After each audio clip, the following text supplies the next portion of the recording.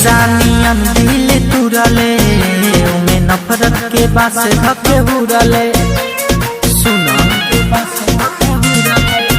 हमर शीशा नियन दिल तुरले में नफरत के बास धके उड़ले।